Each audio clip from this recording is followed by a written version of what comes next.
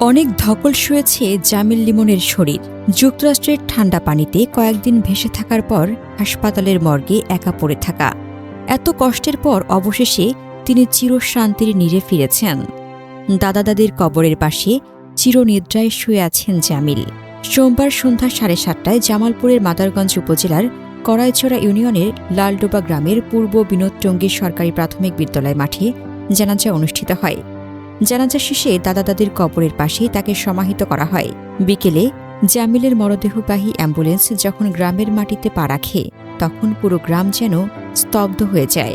Ambulance দেখামাত্র স্বজন ও গ্রামবাসীরা ছুটে আসেন। গাড়ির পেছনে ছুটতে থাকেন শত শত মানুষ। বাড়ির আঙিনায় অ্যাম্বুলেন্স থামতেই নারী, পুরুষ, বৃদ্ধ, শিশু সবাই মরদেহ ঘিরে ধরেন।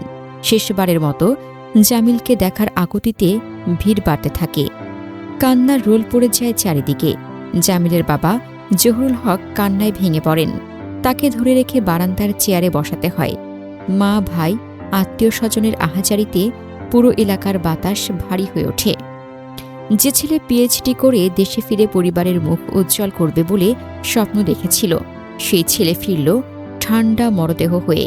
এদিকে সন্তানের অকাল মৃত্যু কিছুতেই মেনে নিতে পারছেন না বাবা জহুরুল হক। তিনি বারবার কান্নায় ভেঙে পড়ছেন আর হত্যাকাণ্ডে জড়িতদের শাস্তি দাবি করছেন। নিহতের বাবা জহুরুল হক বলেন, আমি চাই শুধু আমার ছেলের জন্য নয়, এদেশের প্রতিটি হত্যাকাণ্ডের সঙ্গে যারা জড়িত তাদের চিহ্নিত করে শাস্তি দেওয়া হোক। তাকে কেন হত্যা করা হলো তার কারণটা শুধু জানতে চাই।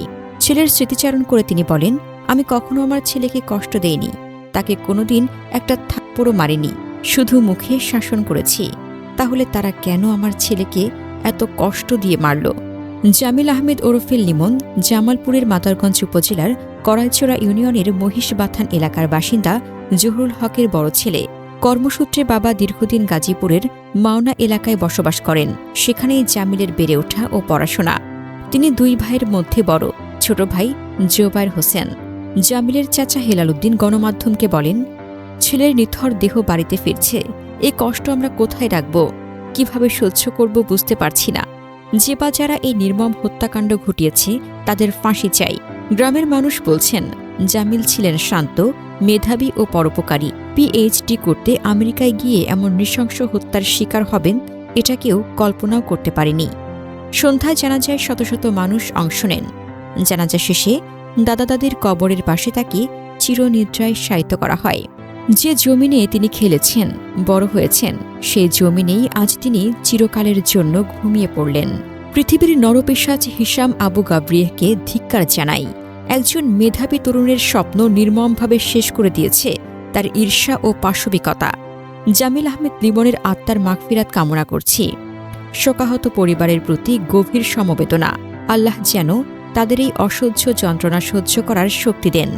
বিদায় জামিল, তোমার অসমাপ্ত স্বপ্নগুলো আমাদের হৃদয়ে চিরকাল চলবে। তোমাকে কখনো ভুলব না।